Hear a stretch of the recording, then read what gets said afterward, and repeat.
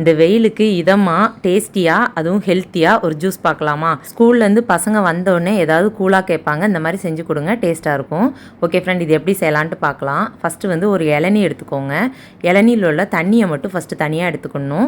இந்த வழுக்க இருக்கிற இளநீ மாதிரி பார்த்து வாங்குங்க, அது நம்மளுக்கு தேவைப்படும்.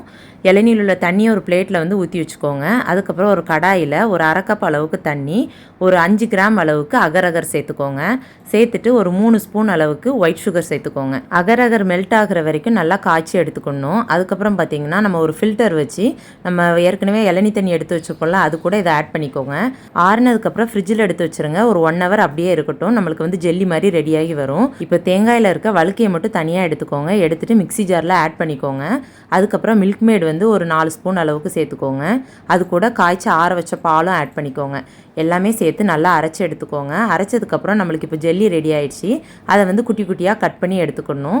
கட் பண்ணி எடுக்கிறதையும் அதோட ஆட் பண்ணிடுங்க. எல்லாமே சேர்த்து ஒரு பவுலில் வச்சு நல்லா மிக்ஸ் பண்ணிக்கோங்க. இதை வந்து ஃப்ரிட்ஜில் வந்து ஒரு 1/2 ஹவர் வச்சு எடுத்துக்கோங்க. நல்லா ஜில்லுன்னு இருக்கும், டேஸ்ட்டும் சூப்பராக இருக்கும். ஸ்கூல்லேருந்து வர குழந்தைங்களுக்கு கொடுங்க. இந்த ஹீட்டுக்கு வந்து அவ்வளோ டேஸ்ட் பண்ணி சாப்பிடுவாங்க. ஓகே ஃப்ரெண்ட், இந்த வீடியோ உங்களுக்கு பிடிச்சிருக்குன்னு நினைக்கிறேன். வீடியோ பிடிச்சா லைக் பண்ணுங்கள், ஷேர் பண்ணுங்கள், மறக்காமல் சப்ஸ்கிரைப் பண்ணுங்கள். அடுத்த ஒரு சூப்பரான வீடியோவில் பார்க்கலாம். பாய்.